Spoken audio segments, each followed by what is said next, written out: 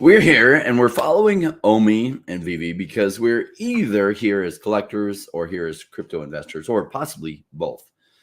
Of all the projects in crypto, OMI is one of our favorites, which is why we started this show. We believe that OMI and VeVe are special. Now, I'm grateful to have the chance to put this together with such amazing co-hosts, Doctor of Stuff and the real Randy Chavez. Now, Doctor of Stuff has some family stuff today, so he's handling stuff. The real Randy Chavez joins us, as well as today we have a special guest, Crypto Cosmo, joining us for his first appearance on video. So this is a special first appearance moment. I was saying, boy, if this were an NFT in the future, this would be worth billions. A bit about Cosmo. He got into crypto as early as 2017. But it was in 2021 when he started to really dive deep into crypto. He's invested in over 150 Web3 projects. His journey into OMI and VeVe started late August 2021, which I know is earlier than some people here, but later than many of us. He does have a VeVe gold logo, multiple secret rare OMI logos, and has been a master collector since the rankings came out. Well, if you haven't already, what are you doing? Make it rain on that like button. Help me welcome my co-host, Randy Chavez. What is up, Randy? Hi, everyone. How's it going? It's been so long. I feel like I haven't seen you in ages.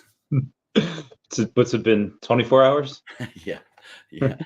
Randy and I and some of the VeVe family were out causing trouble in Arizona. Arizona didn't burn down. That's the positive. But it almost did.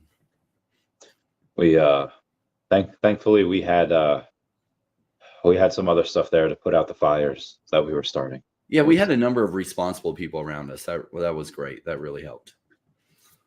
Turn them irresponsible. Trying to get them I think 2 secret rare logos were bought. We were done. Yes, they were. Yes, and we're trying to get Rudy I'm personally trying to get Rudy some exposure on his picture that we did together because I think it's awesome and I want him to win the competition. So if you haven't already, go to my Twitter and you'll see that I reposted this thing. So that's Namecoast on Twitter. Like his thing, because part of the metrics for this competition is how much traction someone gets. So obviously I'm biased because I helped him with it. Let's go ahead and bring on our special guest today for his first appearance on YouTube. What is going on, Cosmo? Hey, what is going on, Rain? Randy, good to see you. Thanks for having me. Yeah, it's so good to have you joining us for first appearance. Yeah, I like your VeVe hat in the background. What's that? Yeah, your VeVe hat. Oh, yeah, man. Yeah, VeVe Gold logo. So I had to get one in the glass display. You got to grab it and show everyone so they can see it. Well, I got a second one here that I can make sure. You know what I'm saying? One stays in the case at all times. This one is just for going out and about. So happy to have this. Love it. Smart. Now, you're also in the secret rare logo group for OMI. How many of those did you pick up? So me and my wife had the OMI to get one each, and then I've picked up a couple more off the market. I'm planning on swapping one of those out. I found the one on the market that matched my VeVe Gold logo mint number, so had to get that one, and then planning on swapping one of my other ones out to replace it. So yeah, so I'll have 3 total, I guess, between me and my wife after we sell that one. Yeah. Nice. Yes, he did call me and he did tell me to buy another secret rare logo when they were at 800 gems. And of course, I waited till they were like 1,400, 1,500 gems. That's kind of the way it sometimes works out. You know what, though? I was the same way when they were 400. I was like, oh, should I scoop them up? I was like trying to figure out. And then they hopped up to 800. I was like, what am I thinking? So yeah, grabbed one, grabbed another one. And yeah, so I'm with you a little bit too. I was a little bit lagging. Like we didn't know how much when they first came out. I was like, oh, this is cool. But like how much utility is there going to be? It wasn't really clear at first. And as it became more clear, the amount of effort that was going to be put into utility behind it to make things fun, well, then the value kept rising because then more people scooped them up. We had some people joining in right not long after we posted this. Truck and Hank said, looking forward to this one. Cronor says, hello, guys. G Flow has a good question. Do we think 10 cents is possible this bull cycle? I mean, since this is a first appearance of Crypto Cosmo, I think we should get his opinion on this. What do you think, Randy? Yeah, agreed. I'm curious to see what new perspectives he shares. Yeah, so I mean, I've kind of been saying for a little while that I saw 5 cents as kind of being where I saw it getting towards the top of the bull run this cycle. And as I started seeing them release some of the major brands like Funko, like a little while back, right, the Lamborghini partnership, and then just as they've started to roll out some of the features of OMI this year, and they have a huge focus on it, as David has mentioned. I just love where it's going, and I do think 10 cents is definitely possible, honestly. I do think that some things have to line up correctly to do that, but I think it's definitely possible. So we wouldn't bring anyone on here unless they had some meaningful things to contribute. Obviously, everyone has an opinion, but yours obviously much more well-informed than just the average Joe, the average person. Can you tell us a little bit about how you got into crypto, what makes you successful in it, and a little bit more? Yeah, so it started like Rain was saying in 2017. He'd actually talked to me about crypto and was like, "Hey, like maybe you should look into this." And I knew nothing about it. I'd heard about it, of course, and so I was like, "Hey, I'll throw a few grand onto this Coinbase app, buy some Bitcoin, some Litecoin, some of this Ethereum." And I'm watching it, like, used to just investing in stocks, and the price is just going up and down all the time. And I'm like, "What is going on with this?" Like, knew nothing about it. After about a week, I was like, this is just a little bit too crazy. I have no idea like what's going to happen. Sold out of it. Didn't look at crypto again really for another few years. And Rain comes back in 2021. He's like, I really think you should take a deeper look into crypto. And I'm just like, I don't know. And so another buddy of ours starts talking about VeVe some more, because Rain and Doc had actually talked to me about VeVe. And I was like, okay, I mean, that sounds kind of interesting.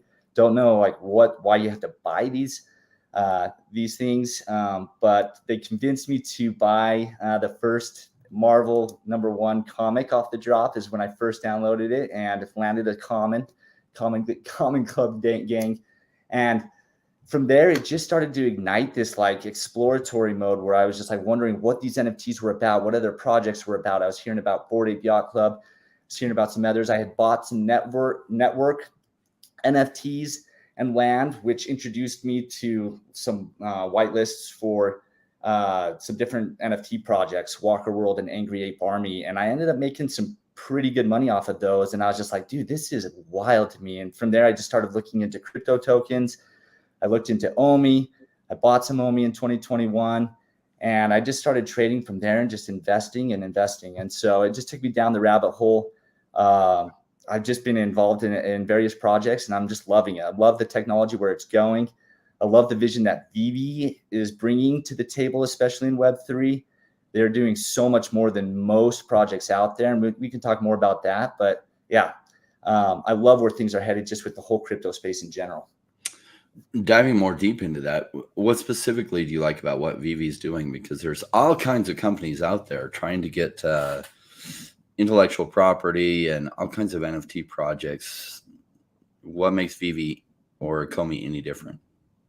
Yeah, so interestingly enough, I was listening to Zuckerberg's sister Randy Zuckerberg had an NFT project, and love the Zuckerbergs or hate them or whatever like that. They do know a few things about how to build a tech company. So I was just kind of listening to her, and she was saying that there's 3 important things that are kind of needed for an NFT project. And the first and foremost is they need to be able to have the financial runway to last for 4 years after the bull market ends, because everything is going to just dive down to the basement, right, price-wise. So they need to have financial runway to keep building during that time. And that stuck with me. And we've seen estimated and have even gone out of business, Recur being one of them, right?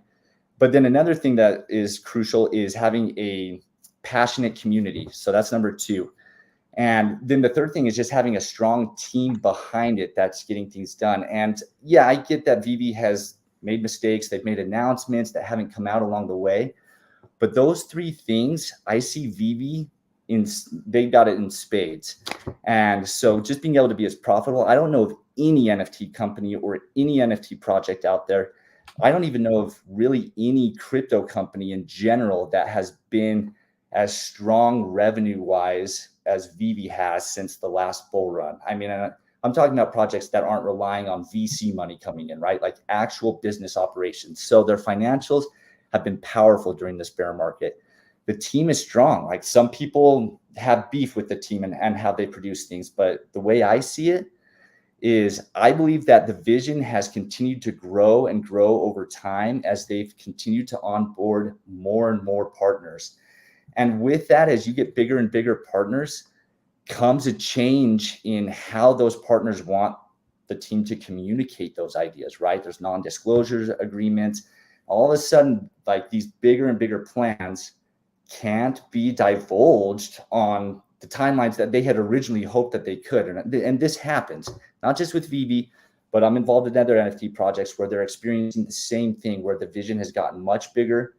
It's gotten far more expansive, and they can't communicate quite as much as they could on the plans. And so the community's kind of left hanging like, hey, can you give us stuff? And they're like, we're going to. And they've slowly been releasing plans, and it's far bigger than it was at the beginning with some of these other projects I'm in.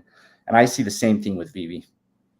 Agreed. I think that reminds me of a quote by Hawkgirl from Justice League, where she says, people tend to remember their friends and loved ones as they once were, forgetting that they do change. So you do have a couple of people here in the VeVe community that are kind of OGs, and they remember when David and Dan would be in Telegram, and they remember them saying, hey, this is what we want to do. And they could talk to them. And as the company grows, as people do, they grow and they get bigger and they have less time, and they can't do certain things the way they did anymore.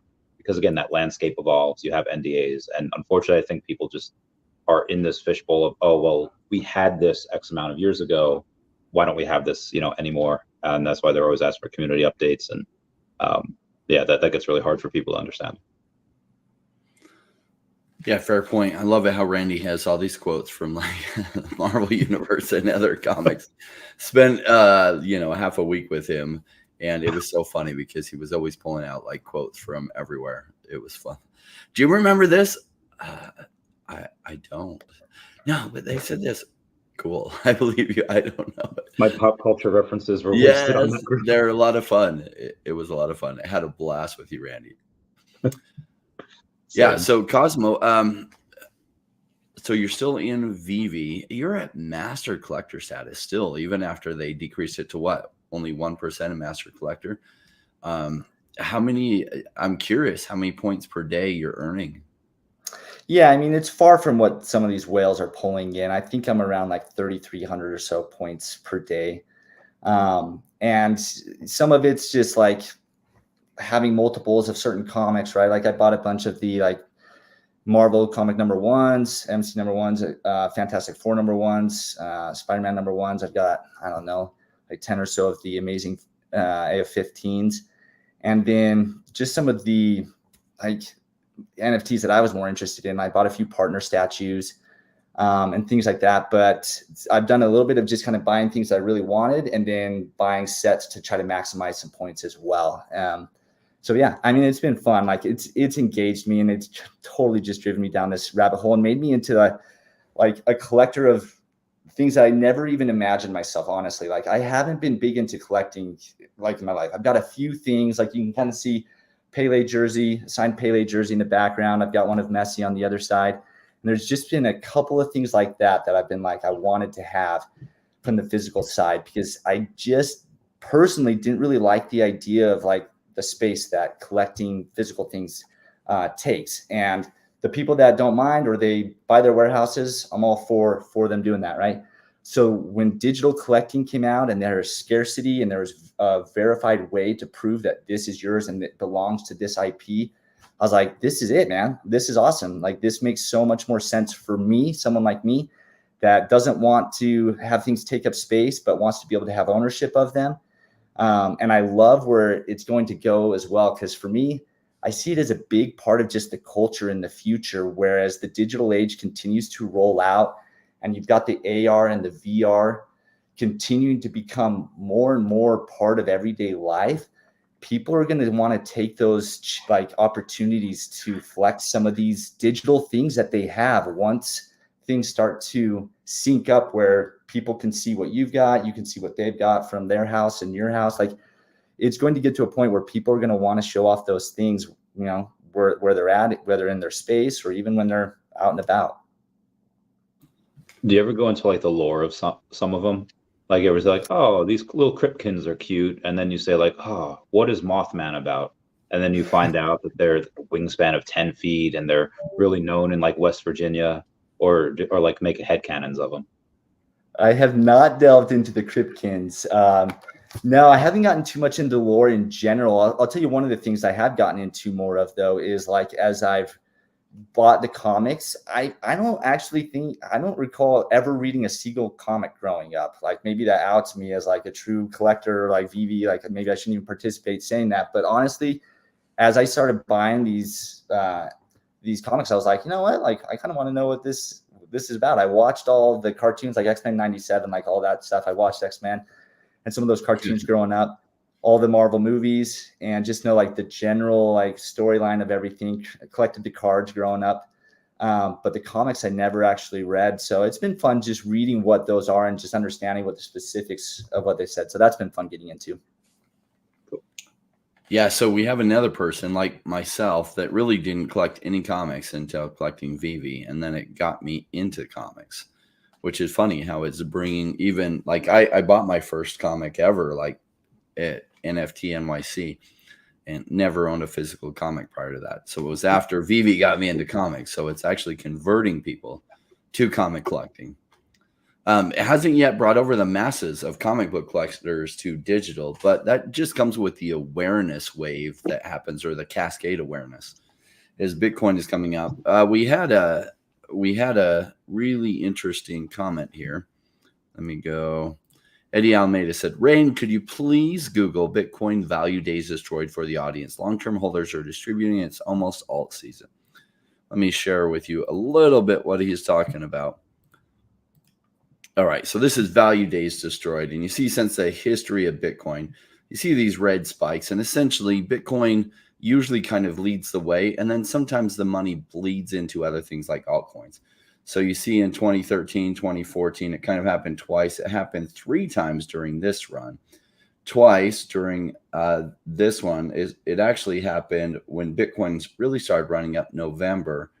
And then it bled into some altcoins, with the bigger one happening in March.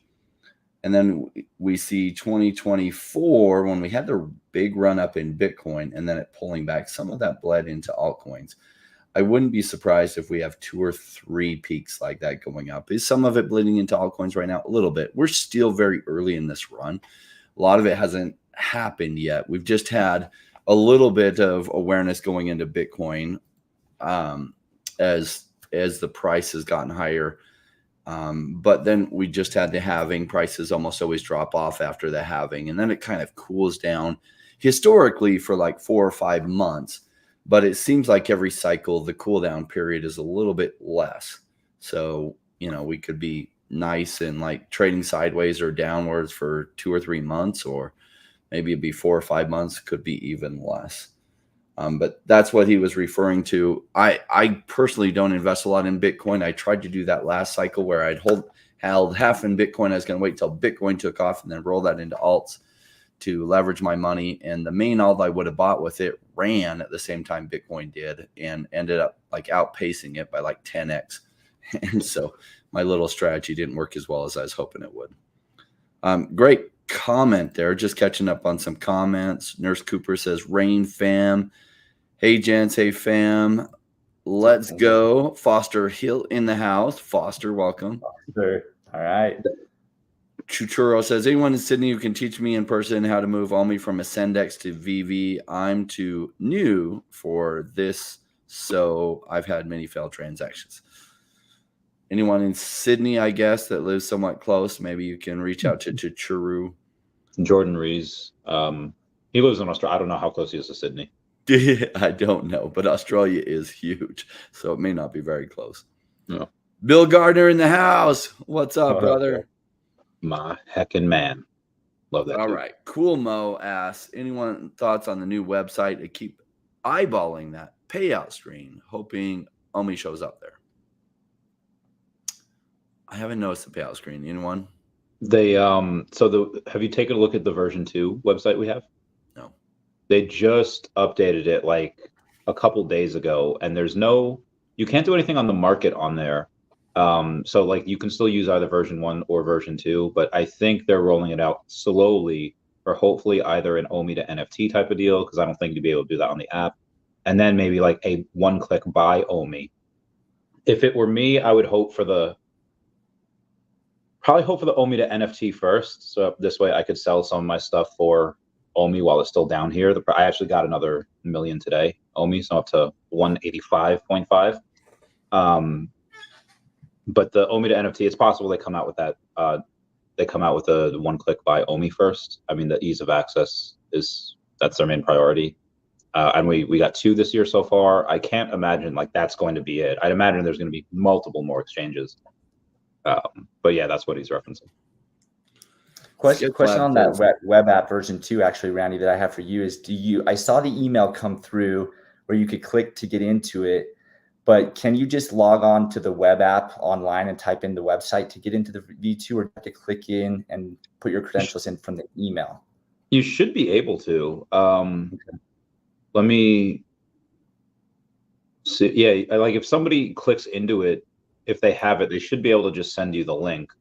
Like if I go on and once it loads, yeah. So you'll. Oh, actually, I don't know. You might just be view only to my page. I don't. No, you can click into your normal app.vv.me app, and then up top it'll go and say visit VeVe 2.0 over on the top left.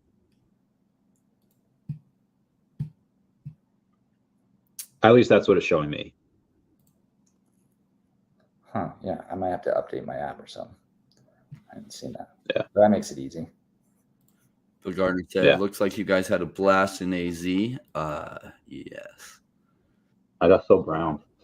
Also, if you guys have questions for Crypto Cosmo, put them in the chat. He has been amazing, actually.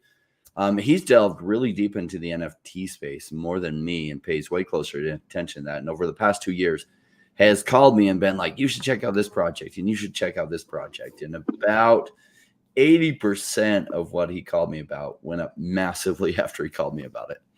So he often has amazing alpha in this space. Now, like nothing in this space always goes up. 80% track record is pretty dang good. Yeah, it's amazing. So I want your opinion on this. We've had a couple of big sales the last few days. Over on, I think 4 days ago, we had a 1 of 7 Aston Martin sell for $17,777. That's a 1 of 7, so that might make sense. I think this guy White has 2 of them. Dr. Profit has 1. So there's a couple that are really locked up. But then today we had a Amazing Spider-Man number 252. It's a secret rare. There's only 1,000 of those in general. But out of the secret rare, I think there are 40. This sold for $12,115. So even though there's a lot more of them, there's about 5 times as many.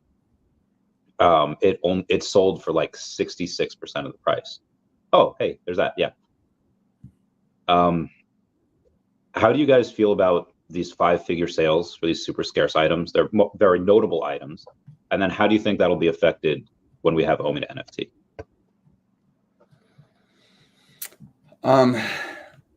OMI to NFT allows better liquidity, right? You'll have more stuff go up for sale probably. I do think in the future, I think VeVe has enough of a head start, enough amazing IP that perhaps as real big money comes in and they want social flexes, like we saw last market, the social flexes were basically Bored Ape and then a few other NFT projects. And essentially the social flex was you would set your Twitter profile to the one that you owned. And that was the extent of the social flex. I think where this goes in the future, it'll be easier to show off some of the collectibles that you own with your social media, maybe even augmented reality of it. Or even we already know you can do videos of augmented reality of it. I I wonder if the big money, like I think there's a chance the big money comes into VeVe items, and we're seeing that, right, with these big purchases. What do you think, Cosmo? Yeah, I think with OMI to NFT coming in, it's going to impact it a bit. I don't think it's going to be a rush, when that feature goes live, that people are all of a sudden going to be pouring money into the VeVe system. I do think that there's going to need to be some further catalysts of excitement that generate attention from the communities at large to be able to bring in more people. And some of that honestly happens when the digital collectible narrative starts to come into play, right? Which we really haven't seen. And especially the NFT market when that comes into play. Because if you think about it, the whole NFT market is really, really, really down. It's been almost dead, honestly. Like very few NFT projects out there are able to generate any sort of significant revenue right now. But in my opinion, we will see that narrative start to come back, and we'll see like some of the bigger NFT projects start to gain momentum again as attention starts to head towards their direction, essentially. So I think that's one of the things that's going to take to really start getting money to come in bigger ways. And with NFT or OMI to NFT in place, it's going to just allow that money to flow seamlessly into these, and you'll see bigger and bigger purchases over time. That's my thought. Yeah, agreed. Like, yeah, the future isn't written yet. And if we had a magic crystal ball, we would know exactly how it's going to play out. And we would know how to give you a great answer to this question, Big A. Is it time to sell my secret rare miles? Even if it goes up, it won't be for a while and can make mini X's on other coins in the interim, or am I wrong? Probability is probably good that you're right, but my magic crystal ball won't tell me exactly whether it'll work out that way. And if I told you which way to go and it didn't work out that way, then you'd be disappointed. Probabilities are higher that it will work out that way, but I don't know how it actually play out. I mean, you've had a bunch of sales for that in like the 9,800 to like 13,000 region. And depending on when he bought it, whether he got it on the drop or paid $5,000 for it, if you're locking in that profit, generally it's never a bad thing. Never went broke by taking one. But if you have it's like you said, nobody has that crystal ball. You can get something, and maybe that something pumps, 3x in the next 6 weeks, as Bitcoin rallies back. Or you go and you say, hey, what you're getting is going to pump 2x, but over the next 6 months. Meanwhile, that Miles Morales, after OMI to NFT, after ease of access to the token, they do some marketing. Maybe that does a 5x over the next, couple of months. So there's really no way to tell. Charlie D with the flex. Holy cow. Just hit level 80 today with 5,100 daily MCP. Dang. And 13 million OMI. 5,100 daily is crazy. I think I'm getting 2,150 right now. VeVe isn't going anywhere, and I'm here for the long term. Same. Which kind of reminds me, you were talking about, Cosmo, we were talking about the how well it's doing, how much let's say on average it's been since, let's say 2021, because we only got the app out in late 2020. Mm-hmm. So let's say it's been about 3.2 years, 3.3 years. Let's say they've grossed before any secondary markets, let's say about 250, 300 million. If we have that and we take its EBITDA before, if we try to value it, how much do you think they'd be valued at right now? VeVe as a company? Yes. Gosh, I don't know. I definitely don't have like the expertise on like company valuations or so. I think you could technically sell a company or so like 7 times the value of your annual revenue or something like that. So that would put that at like 2.1 billion, right? If they were, well, that's in 3 years. So if they were doing an annual revenue of like 100 million or so, if you averaged it out, it might be worth like 700 million or something like that. And that's just a company that's just starting out, honestly, in a few years. Yes, it's technically been around since like 2017 or so, but really where it's gained traction and become public in terms of having an app available and their token, it hasn't been all that long. Now, if you think in crypto terms, of course, 3.5 years in crypto is seemingly a lifetime, but man, they are building and they are not only here for the long run, but they're going to be a massive company. I love what Al Kahn said, right? Is he's responsible for helping 6 out of the top 10 kids brands in the world, right? And VeVe is going to be number 7 for him. And honestly, it's hard for me, at least, not to trust him. I'm just like, he's done so much. He knows what he's doing. We're already seeing proof in the pudding of them bringing on so many licenses and doing so much. I think we're going to be shocked when they really roll out their full plans of how big in scope this project is. Agreed. Now, obviously, when you have certain companies, you can sell them for a bit more multiples on their earnings just because they're in tech or they have higher margins, which I think VeVe does. So if we go in and we take a look at the earnings, what it did in the bear market, combined in conjunction with what you have on their balance sheet, which is, I think they have a little bit of Go token, just because they still have, a bunch of Go OMI. But I think over on their balance sheet that they have about 30-ish billion OMI as well. So as that goes up, obviously you have just a massive, massive amount. Do you think that VeVe could potentially one day, X amount of years in the future, be one of those $1 trillion companies? There's certainly like a potential there, honestly. I don't know what the probability is for that, for the $1 trillion company. But from what I'm kind of understanding of where their plans are and where they're headed, I mean, I definitely see them being in the several billion. And the thing is, too, is what's crazy about the crypto market is it just doesn't make sense. I know, Rain, you've talked about this so many times. It's like the valuations that come into the crypto market oftentimes just do not make sense, right? Like you saw Bored Ape, like just their valuation on what they had on just their 10,000 apes, when they were valued at 450K a piece. I mean, it's astronomical what values get in crypto. It does not actually even make sense in terms of what, business-wise they should be valued at. So I'm not going to go so far to say that they're going to be a $1 trillion company yet. I'm going to be watching and waiting, but I definitely see them doing quite well and well into the billions. Yeah, there's this interesting thing that's going on, and it's a lot of network effects. We saw these valuations hit crazy numbers because it used to be that brands only were pretty much local in their countries. And we're seeing this worldwide thing. And I think for the first time, we're about to see collectibles go worldwide, that you can sell them to some other place on the other end of the world. And it can happen like that on the market. You put it on the market, somebody on the other end of the world can see it and buy it. And already we're there, except a lot of people haven't got into digital collectibles. They haven't woken up to that. I think Bitcoin will do a lot of the hard work.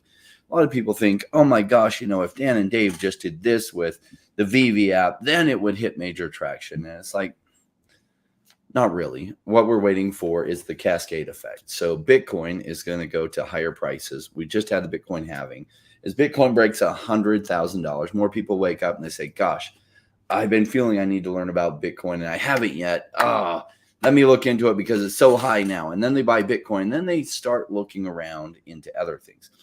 What's interesting is how many people come over to VeVe and OMI so early in their crypto journey. As Cosmo said, like he did a little bit of Bitcoin, Ethereum 2017, but when he really got serious about it in 2021, one of the first projects he got into was VeVe and OMI. And so it draws people fairly early in their crypto journey because it's easy to wrap your mind around. Collectibles, Batman on the blockchain. Okay, digital collectibles. That's amazing. And so I do think that OMI becomes, or VeVe becomes, one of the biggest companies in the world, one of the biggest brands, one of the biggest things people are talking about. And we'll see if it plays out that way. But if it does, then in this cycle, then OMI's market cap is going to go crazy.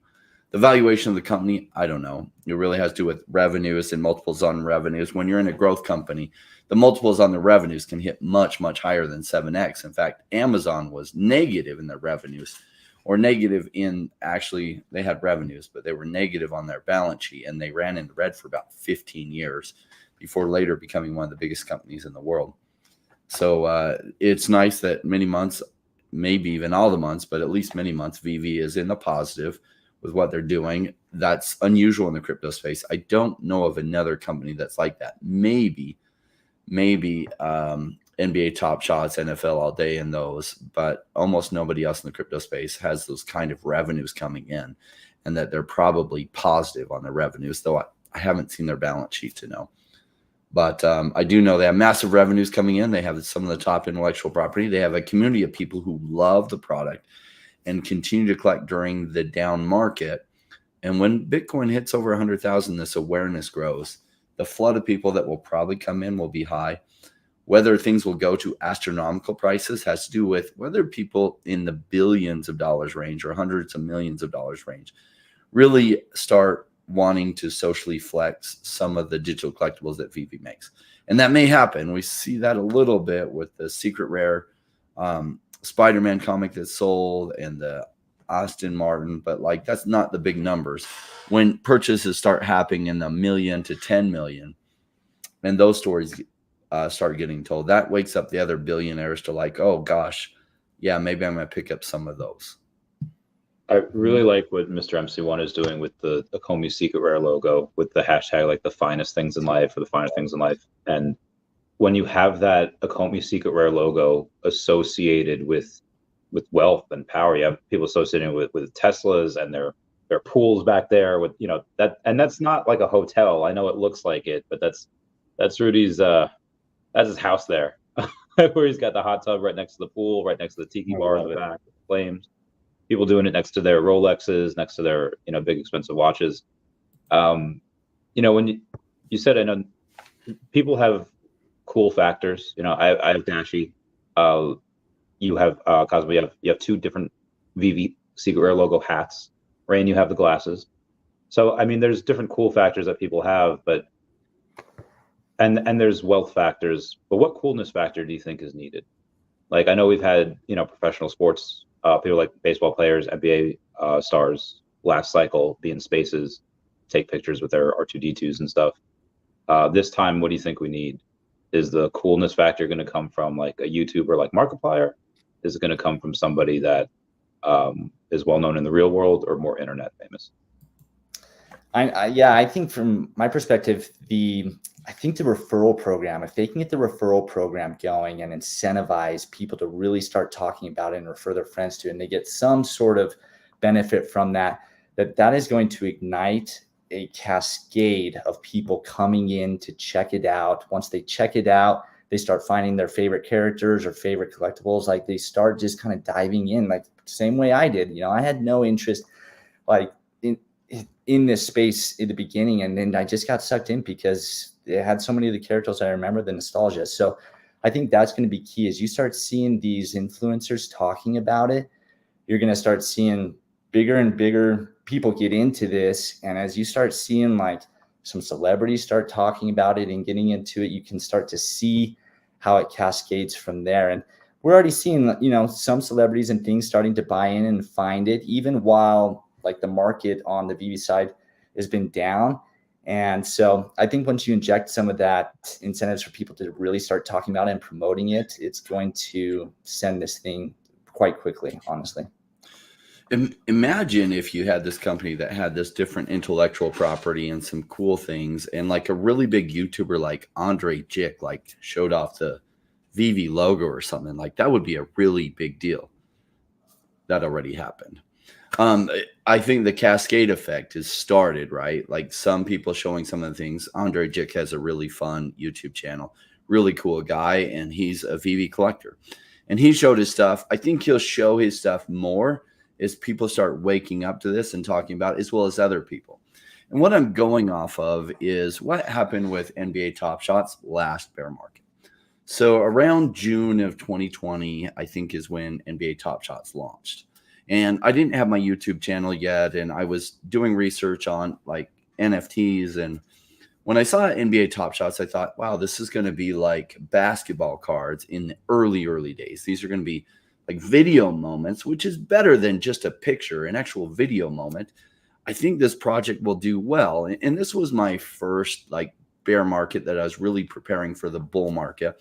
So I put about $1,100 into it over the following months.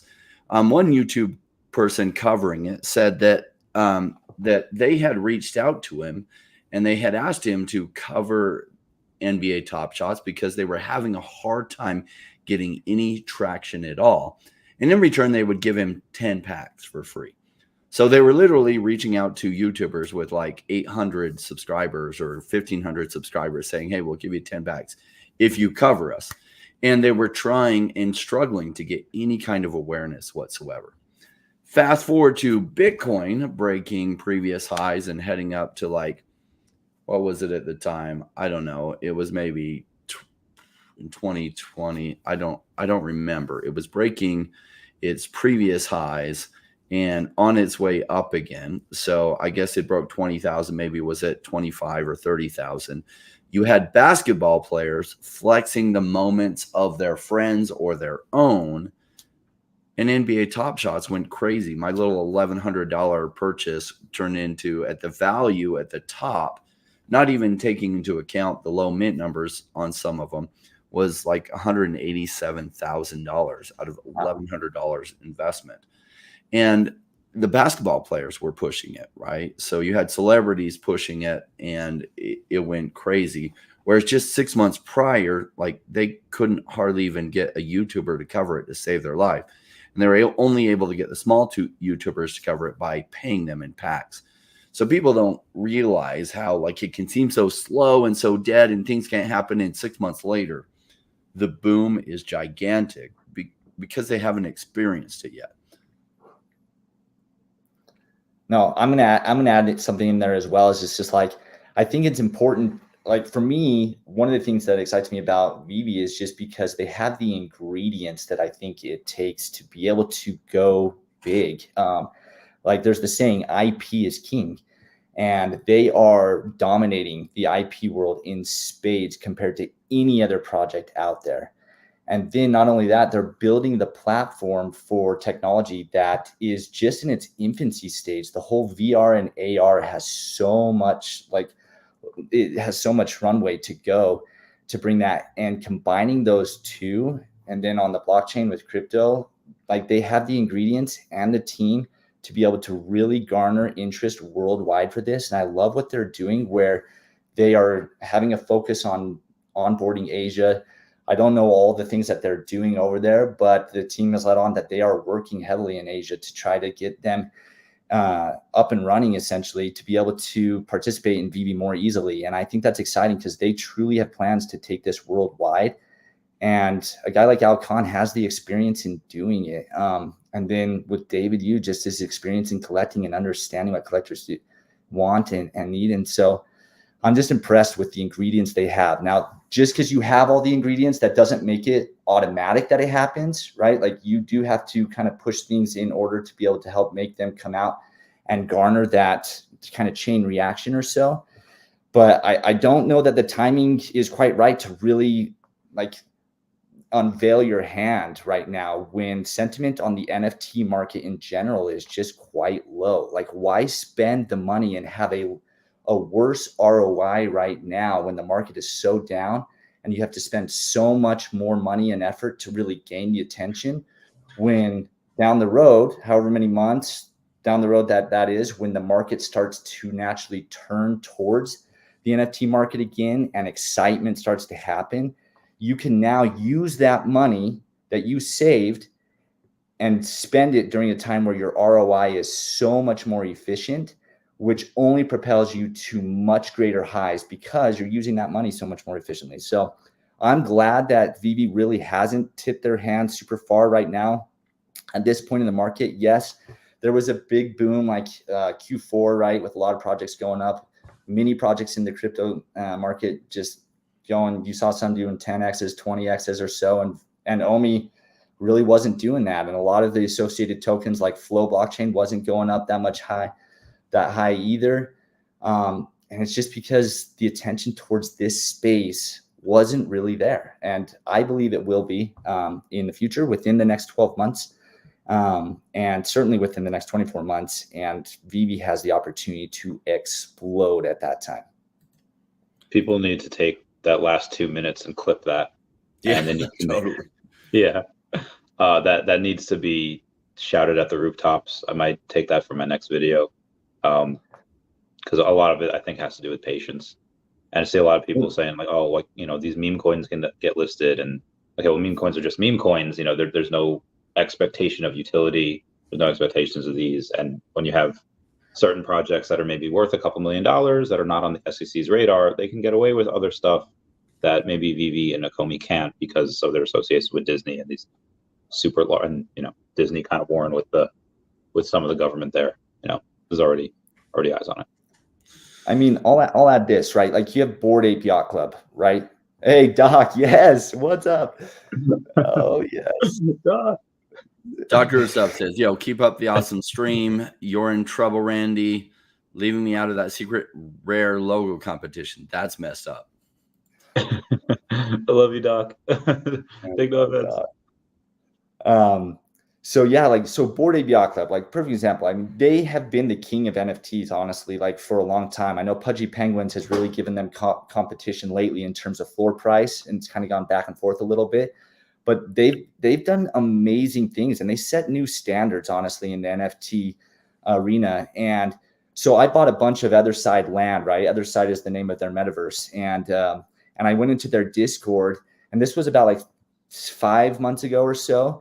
And I was just very curious because I'd heard about how good their community was and just how many benefits they had inside their community and how it just taken off. And I get into the Discord and it was just a mess. I mean, there was so many complaints. People were just dogging on the project, dogging on the team, saying their communication has just been horrible. Why aren't they doing more for us?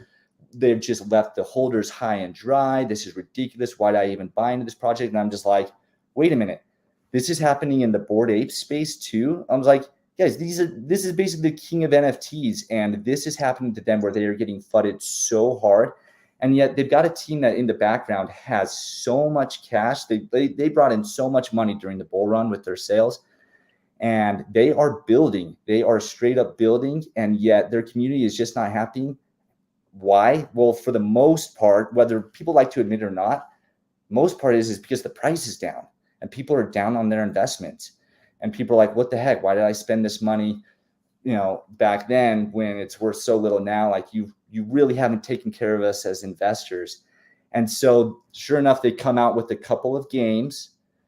What happens after they come out with a few games? Actually, more FUD. I mean, the community's like, these games are boring. These games just are terrible. What have you done? I can't believe this is what you released. This is absolute garbage. There was just no pleasing so many of the family. Now, of course, there was people that, were enjoying the space still, but I just shocked. I mean, it's riddled with FUD in almost every project you go to. There's almost no projects that are actually up compared to where they were at the bull run last cycle. The only one that I know of, and I'm sure there's a handful of others, but is Pudgy Penguins, honestly. That's really it. So VeVe, it's not much different. Prices are down. And honestly, I'm taking advantage of it as much as I can because I love buying cheap and being able to see it go up. And so for those that are just I'm done, I already bought and now I'm down, this is just a rug, it's just going to keep going. Fine. I'll give you, take that opinion, but I am just scooping what I can because I love these prices and I'll just keep going. I don't know. The Lone Wolf says OMI has been over for so long. I mean, shoot, it's been going down. It's been going down in price for 3 years. Doesn't that guarantee us that it's going down more and that it's done? Especially because other things have come out and gone up really high and OMI hasn't. Isn't that a sign that nothing will ever happen with OMI and that it's dead? I think that's indisputable. If it's been down for 3 years, there's no chance that it can come back up. So, yeah. So yeah, you just sell your stuff. I'll buy your bags at these prices. I'm happy to do so. And if I'm wrong, I'm wrong. And that's always the rule number one, right? Don't spend money that you're not willing to lose in crypto. I love these prices. I'm continuing to scoop what I can. And if it stays low like this for another year, I'll just keep scooping. So that's my mentality for this. Yes, I think Lone Wolf is absolutely right. I mean, just because last bear market, some things went down for 3 years and eventually turned around and went massively above their previous highs. That does not mean that OMI will do that this year. There's no guarantee. In fact, it's probably never going to happen. That OMI is probably dead. I love that argument. Yeah. The Lone Wolf has spoken. Yeah, So yeah, you're probably right, Lone Wolf. That OMI's probably dead just because it hasn't gone up in 3 years. It's probably terrible to buy at these lows. It's probably amazing to sell at these lows. And gosh, something that doesn't go up for 3 years must be dead. Amazon might differ with that. Google might differ with that. In fact, every successful company in history probably has a different track record than that, but you're probably right. All right. Dano says, I just watched a clip of Dance announcing we had well over 1 million users back in 2022. Just bewildering. I don't get why this is bewildering. If you've been in crypto for a while, like, haven't you noticed these cycle patterns? Like, to me, it's as easy as possible. But I guess one of my specialties is pattern recognition. And so even last bear market, like, I was as happy as a kid in a candy store. Now, I wasn't 100% sure my thesis was right, but I was buying and then it would go down some more, and I was buying some more and I was buying some more, because what goes down with these cycles that happen every 4 years, well, my thesis would eventually Bitcoin would surpass its previous highs, as it did. A lot of attention would come in the crypto space, and that most everything would pump like crazy. And wouldn't you know, it played out exactly like that. So is it any big surprise that back in 2022, like January 2022 specifically, VeVe had over 1 million active daily users, and now it doesn't? Why? Well, because we've had this big thing called the bear market. And what happens in the bear market? Your users fall off. Also, some of those users were bot accounts. Why? Because using the bot accounts, they could buy and they could immediately flip it at a huge profit. And so, one person might set up 100 different accounts. So yeah, they had over 1 million active daily users, and then it fell off because we've had a bear market. And if you're shocked by that, you need more crypto education. You just do. You don't understand these cycles. And because you don't understand these cycles, you'll miss out on the benefit from understanding them and timing things appropriately. Because how you make money in any investment is good timing. But how can you make good timing if you don't understand the overall patterns and how they're playing out? So, like, as an investor, is it fair to say that you buy low and sell high?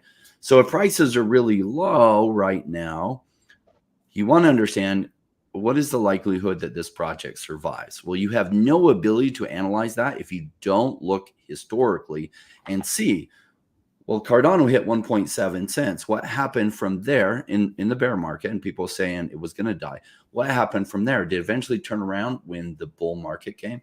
Cool. Will a OMI survive into the bull market? Do they have revenues coming in? Do they have top intellectual property? When they listing for sale, does it sell? Okay, so probably it'll survive into the bull market. So if it'll survive into the bull market, why is it that a OMI wouldn't then benefit from the bull market? Whereas in past bull markets, almost every single company that survived into the bull market did. That's the questions I ask. That's what I look at.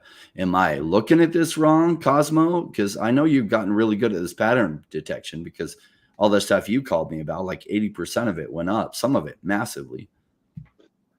I think it's... Sorry. Go ahead, Rand. I think it's just exactly that. Like, it really comes down to the cycles with this. It is amazing to me of how up the crypto market gets and how down it gets. And so it is no surprise to me that, yeah, 1 million users came in when everything was just riding high. There's euphoria. People hear stories of people just making tens of thousands of dollars off NFTs that they bought for hundreds of dollars. People are like, holy cow, like, I want to try to get in on that action. And everybody wants to kind of start participating when they feel that energy and have that kind of opportunity. And then, of course, as that opportunity dies down with the bear market, people go away. And that's just normal. And to expect anything different is really setting yourself up for failure, honestly, especially if you're asking the company to go spend money to try to get all of those people to come back right away, when there just isn't that interest and those kind of factors in place that drew those people in to begin with. And luckily, since it is a 4-year cycle, those factors will come back. And when they do, VeVe's perfectly positioned to garner all that attention again. Yeah, it reminds me of what Cryptoids did, where they paid, I don't know, in the 5-figure range. It could be low 5 figures, it could be high 5 figures, or anywhere in between, to get iJustine, who's been a big influencer for well over a decade, has millions of followers, paid her to do Spaces, and I think was on a live stream with them, and it translated into almost no sales just because the timing was wrong, and the value, the price of what they paid was not the value that they got. Same thing with that Star Wars guy over on TikTok. Whereas I feel like if you take a look at OMI, I think a year ago we were around this price, around 0006, and since then they've launched OMI staking, like multiple seasons of OMI staking, had a bunch of airdrops. They've launched MCP points, the ability to use those. They'll have OMI. I mean, we have an updated market, like we have an updated timeline of what they want to do. Ease of access to the token. We've gotten more exchanges. We have OMI to NFT coming likely this quarter. So I feel like the value of what we're getting is really going up a lot, but the price is staying the same. So if you want to go and sell at these levels or not buy at these levels and wait, I mean, to me, it's just a no-brainer. That's why I bought another $1 million this morning. Yeah, I bought another 1.8 million this morning, and I have buy orders in that have probably hit, though I haven't checked it since early this morning. So if so, it'd be a total of 4.8 million, which clearly, NFT Hero says, you guys seen the current market? No, gosh, what's going on in the current market? Anyone have a link to the McDonald's job application? See you guys there. Sweet. Or NFT Hero. I'm sure we'll be there. I'm sure this won't work out. That crypto will probably crash this and not have its bull run this 4-year cycle, just because it has, since it was created, a 4-year cycle where it goes up massively. Probably this time won't happen, right? So and I'll say too is like for the 4-year cycle, it's something I honestly planned for. Like nobody knows exactly how things are going to play out, and it's always a little bit different each cycle. But I remember like talking to Rain as he was explaining to me the 4-year cycles in my kind of early journey in Web3, kind of understanding this. Like one of the things I did with my own finances, with the money that I was willing to put into crypto, is I honestly set this timeline. I was like, okay, so if it's a 4-year cycle, I'm going to say like 2 years after the, December, November 2021 highs, I'm going to target that time frame to really kind of go in heavier into some of my positions. And I was like, right or wrong or so, like I'm going to try to kind of hold off on really going into a lot of projects until like we're 2 years into the bear market.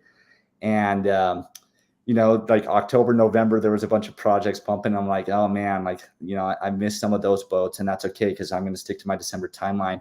And I did, and OMI was like really, really low. And I was like, this is perfect. So I went in heavier into OMI, bought up, a bunch, still looking to scoop up more, and bought a bunch of various projects that I was interested in.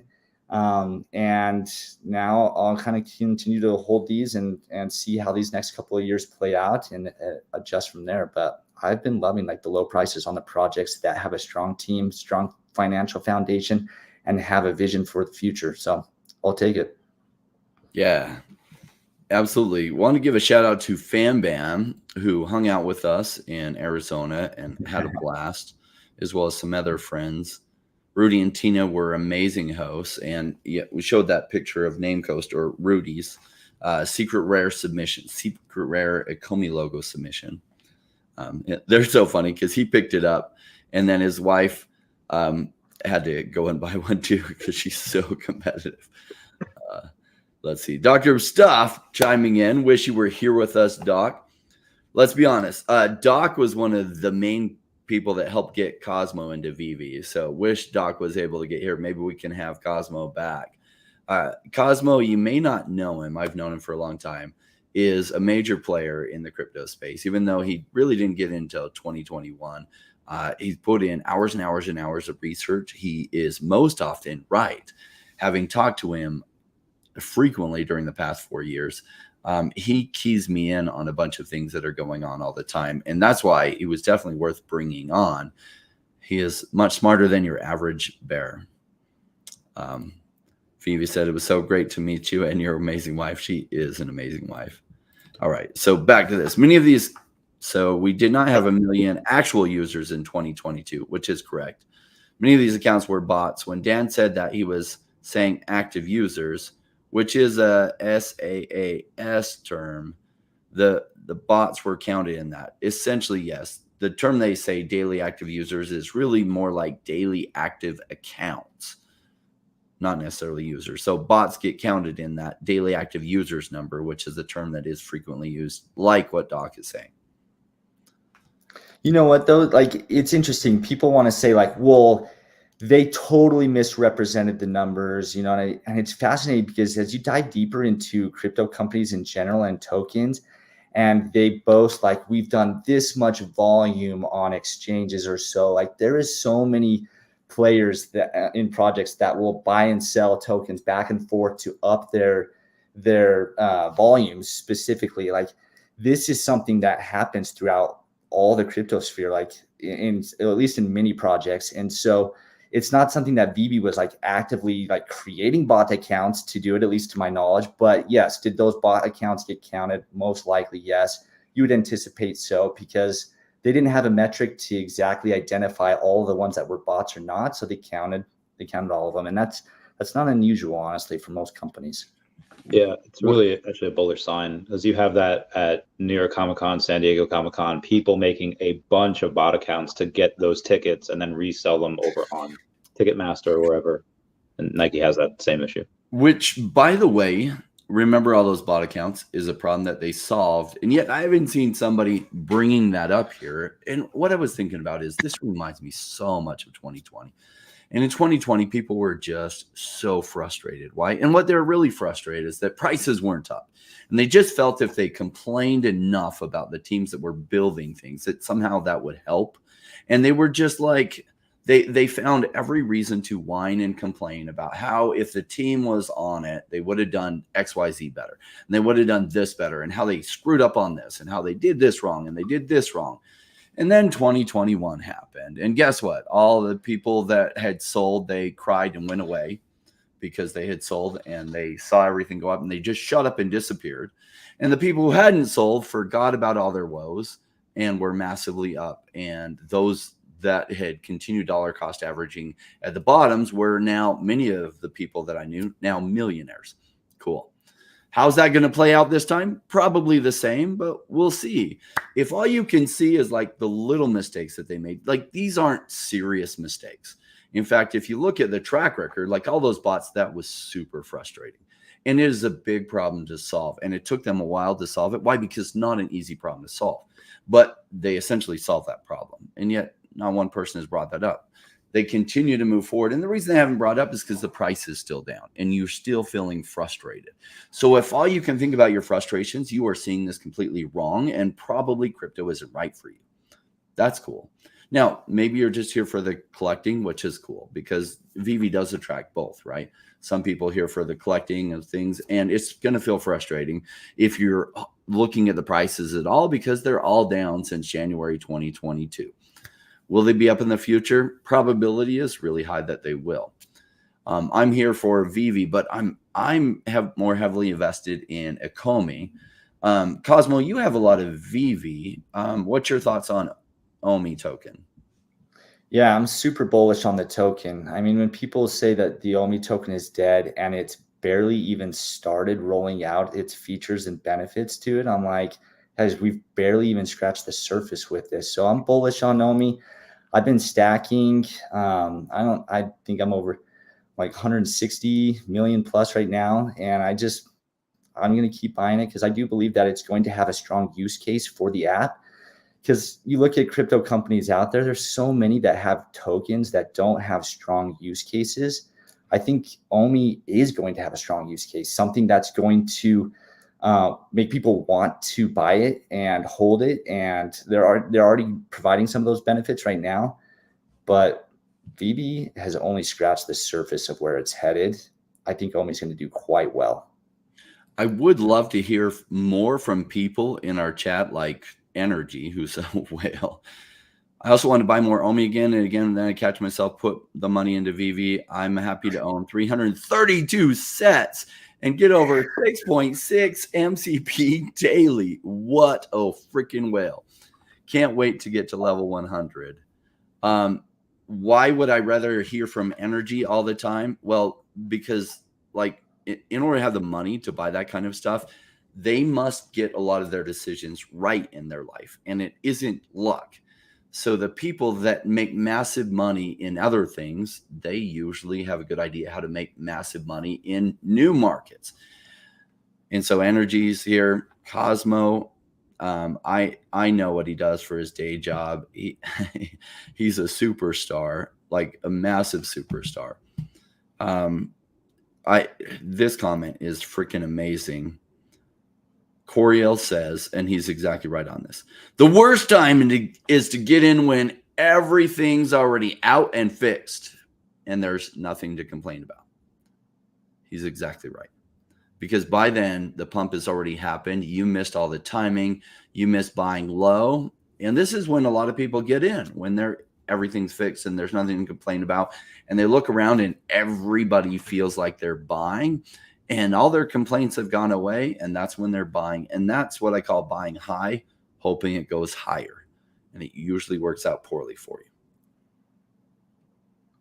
They just had an announcement, or I guess like a quick video. My Collectibles just went on the VeVe official page. It's like, hey, here's this new VeVe Web 2.0 that we just launched. Not everything is announced yet. So they're kind of leaving a little hints. Hey, be prepared. There's more, if I can quote Billy Mays from the ShamWow commercials. Busting out the quotes again. I like it. Yeah, I know, right? He's got all of them. Pink Panther, OMI to NFT is what we need right now. Like, that'll be a big thing, and they're working on that. I think even if they didn't have that ready, and I don't see why they won't, but this bull run would still be massive without that. It's just going to be more massive with it. Saul G is exactly right. I love these prices. He's a cool dude. I'm very blown away by all of the amazing people we have in those groups. How do we disagree with Jeremy with this? Because I don't think it is. If you were to go and sprint into certain things and do things that other projects would do, you would have the issues that arise with those. And I guess we'll get into this now. We had the compliance factor. I don't know if you want to go over. I guess CZ, who got 4 months in. He even says today in his speech, like, "Hey, I'd like to thank everyone for the care and support. Blah blah blah. I'll remain a passive investor and holder in crypto. Our industry has entered a new phase. Compliance is super important. A silver lining of this whole process is that Binance has been under the microscope and funds are safe to protect users. So that's one of the reasons why you can't just do things all willy-nilly and you have to go and wait for regulatory compliance. Another reason is Jack Dorsey's block faces scrutiny from federal authorities over non-compliant crypto services.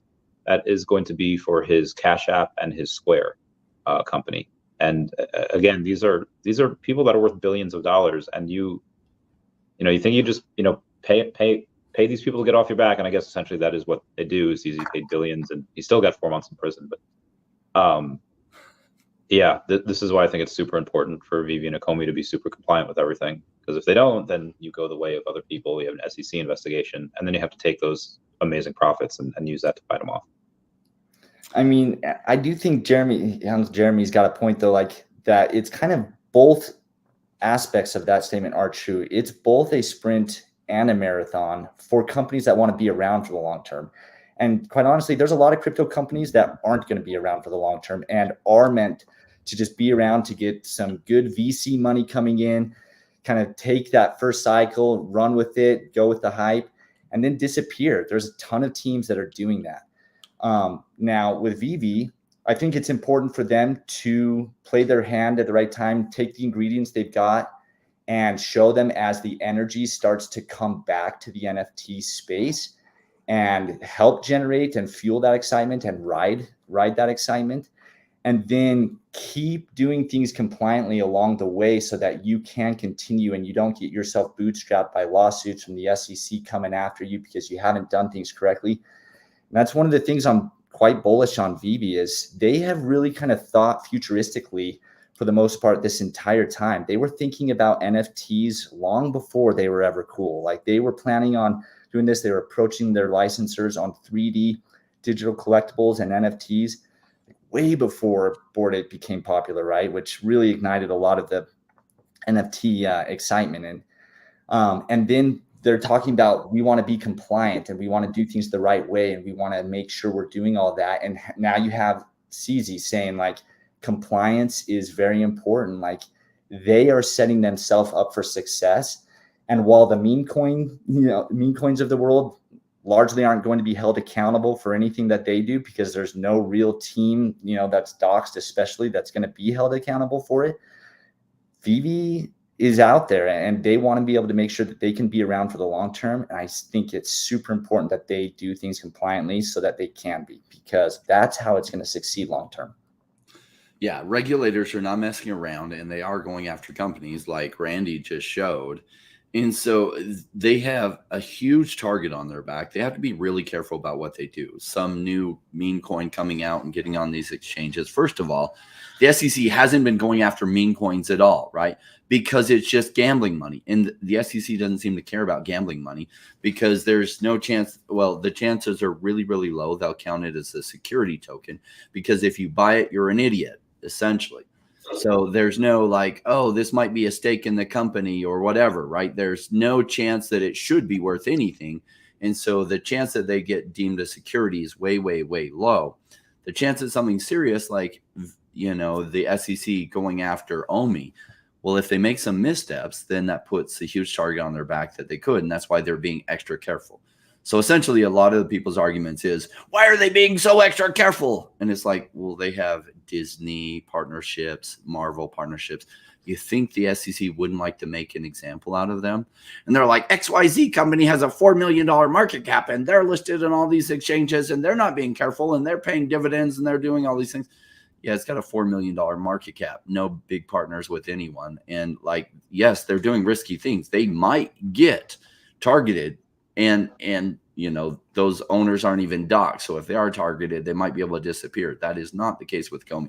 They have to take the right steps. If they're not taking the right steps, they will lose their partnerships. So some people that can't see that, they're new to crypto and they just haven't heard the argument. Other people that can't see it are not trying to see it. They're only trying to see the downsides and they're not trying to see the positives because they've already made up their mind. And I'm not talking to them. I don't even know why they tune in here. Agreed. One thing I'll give VeVe. Oh, go ahead, Randy. Oh, no, just saying agreed. Yeah, that's it. One thing I got to give VeVe a lot of credit for is their ability to keep things quiet. And when I say that, I'm not talking about how they talked about their roadmaps and the things that they had planned, in the early days that they maybe still haven't come out with or so. But I'm talking about they released a Funko full-on collectible that was ready to ship along with a digital companion with it, and nobody knew anything about it at all. And that was in the works. It had to have been in the works for at least a couple of years, I imagine, to put all that together, if not longer. Nobody knew anything. And so when that came out, my wheels started turning. I'm like, how they've alluded to hundreds of partnerships in the past, and yet we're not hearing about them, right? I see that come out and it's one of the biggest collectible companies in the world. And it's an actual physical model that they're ready to print and sell. I'm like, this is incredible. Like they have gained more of my trust once again, that they can deliver big things. And whether you think, well, that wasn't that big, that is a big, big IP. And to have a digital version of it, the first digital in our space, essentially, that was a big deal to me. And it showed that they can keep things that are on a high level very quiet. I think they've got a ton more building that we have no idea about. Agreed. Doc of Stuff says, I think one of the possible major catalysts for digital collectibles will be Web3 gaming. As gamers, they'll see that they can own their own skins and weapons, and they'll start asking, what other digital collectibles can I own? Good point. Well said, Rain. Regarding the very small likelihood that memes would ever be deemed securities, yeah, it's just lower risk for the projects. They don't have the exposure. And so talking to the OMI team, like one of them was saying how they have friends over at Ripple, and Ripple was telling them, look, go this route. It is not worth having to get entangled with the SEC. It has held us back. We have had to spend hundreds of millions of dollars that we would have preferred not to have to spend. How much farther would we be ahead if we had been able to put that into our project? I think a lot of it has to do with immaturity in the space. I saw it with Pokemon years ago, where you had people that were in their 20s and they were like, hey, and they just didn't understand economics. They just didn't understand pricing and cash flow and money in. And they would say, hey, why are these prices were X amount, 6 months ago, 8 months ago, and they have an emotional attachment to those prices, and then they don't understand that things change. And then on the opposite, on the collecting end, it would say like, hey, I got this really cool item that is, let's say it's a chase card, and let's say there's only one of 10 of them in PSA that's graded, not knowing, hey, others are going to be graded.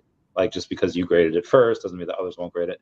And I see that a lot here. A lot of people just, they live in that fishbowl of, why can't this happen?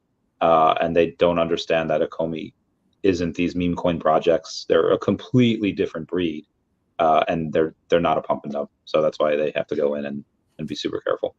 And that's what'll make them a $100 billion company, as opposed to these meme tokens that are worth maybe a couple million. Yeah. Congratulations, Jimbrowski, that he recently hit level 51 with 115 sets. And his question is, what's the threshold for master collector? I'm getting about 2,100 a day now. I'm about at the same level, and I'm not a master collector. I think it's like 2,700, 28. Yeah. On certain days, like when we have drops and everybody goes for those drops, then it goes up to like 3K, a little bit more than that, but it's in the high 2,000s now.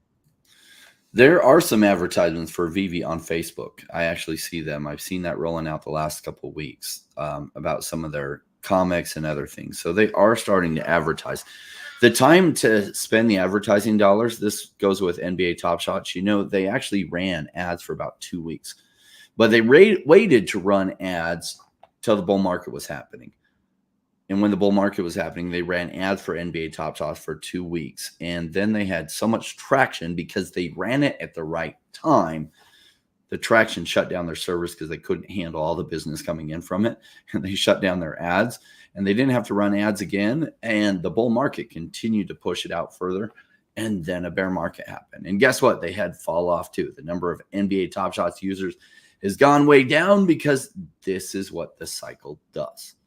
So it's not like NBA Top Shots is doing anything wrong. It's not like VeVe is doing things wrong.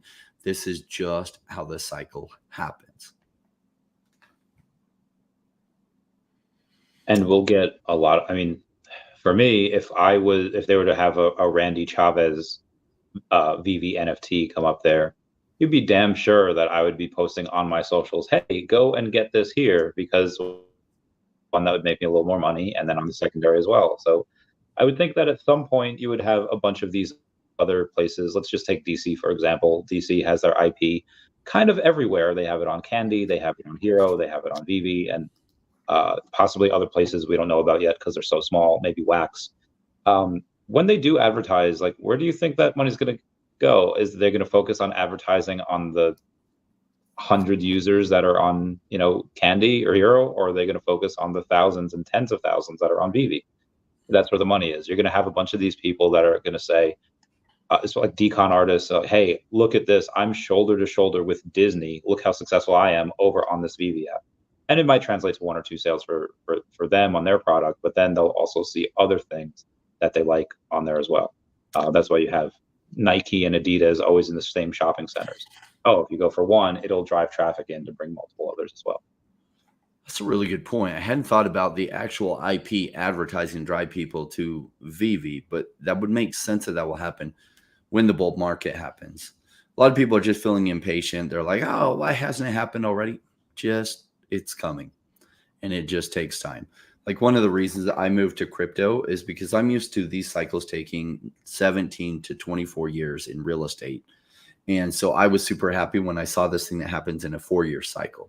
If you've not waited that long in a cycle before, 4 years seems like forever, but it's so short. It's shorter than any other cycle I've ever seen, with massive volatility and swings.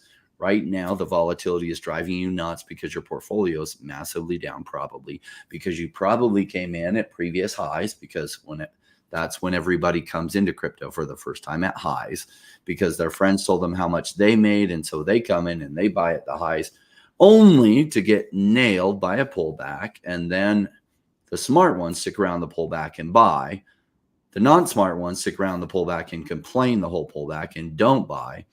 And then they find out that there's a 4-year cycle and things go up massively again, which the ones that stuck around but didn't buy and probably sold, they then just disappear because they don't want to say anything because they'll look like idiots. And the ones that stuck around and bought look like, geniuses, and they make tons of money and their portfolio reflects genius level wealth.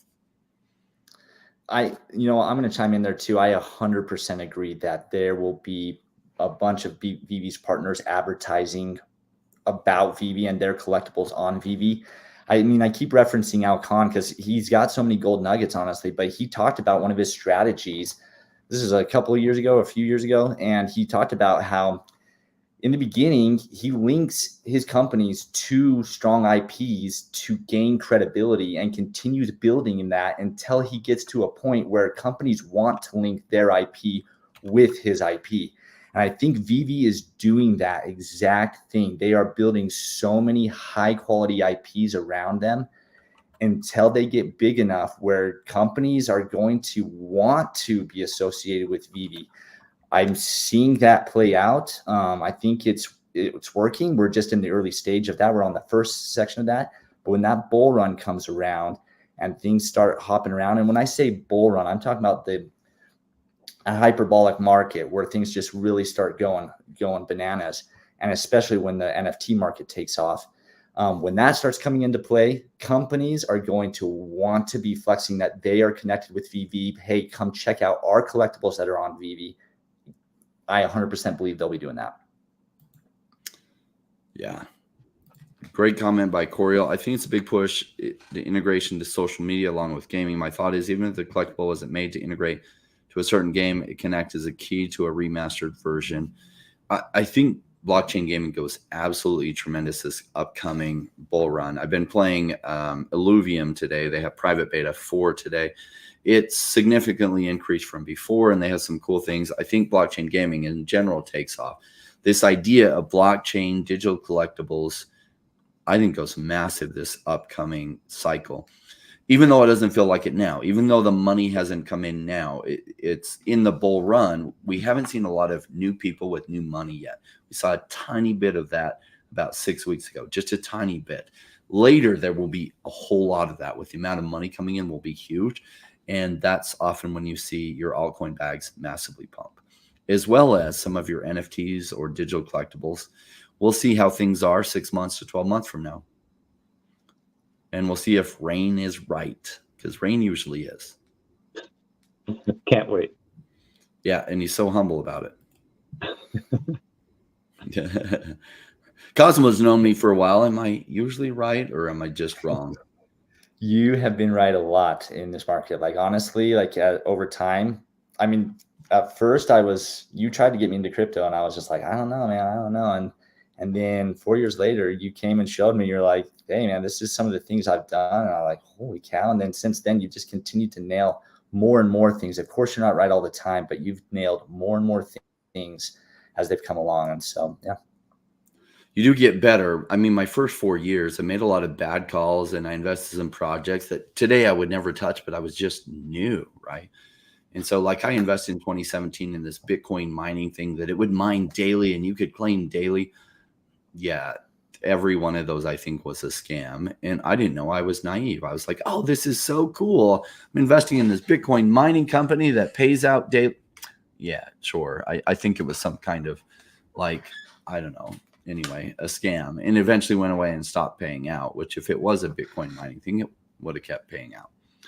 But anyway, yeah, a lot of products I invested in, especially between 2017 to 2021, only 35% of what I bought during that time even survived into 2021.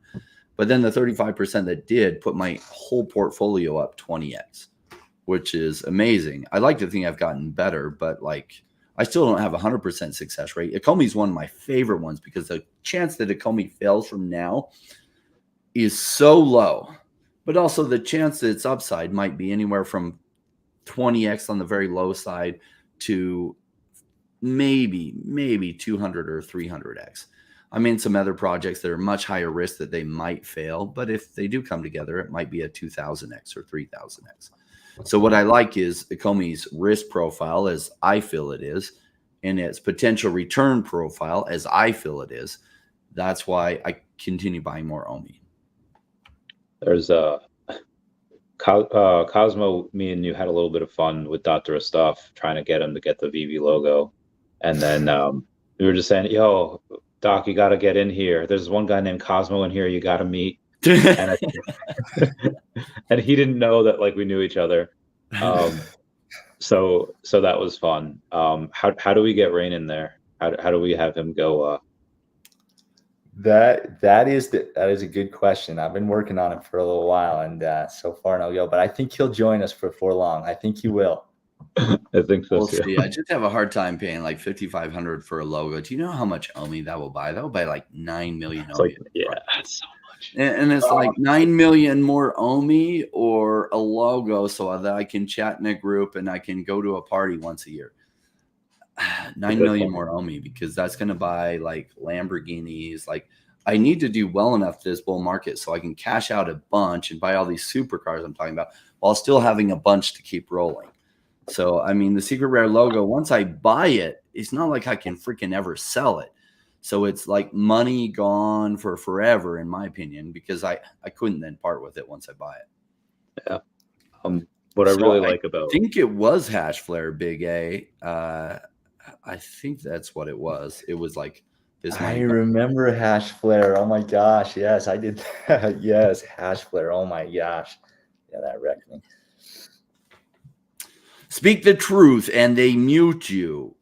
No, but you just talk a bunch of complaints over and over and over again. I will absolutely mute you, especially when you're filling up the whole feed with complaints. Cool. You've made your opinion. Cool. We need to hear you about maybe 5%. If you're dominating, I'd like to hear more from some of the other people that are complete ballers in their real life, and yet they're here in crypto.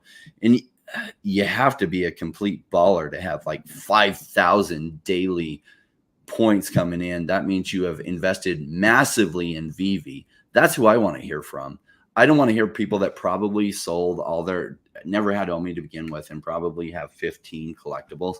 Cool. Their opinion is cool. Let's hear a little bit of that. But if you try to dominate the feed, I'm just going to mute you, because like, here's what my mentor told me in life.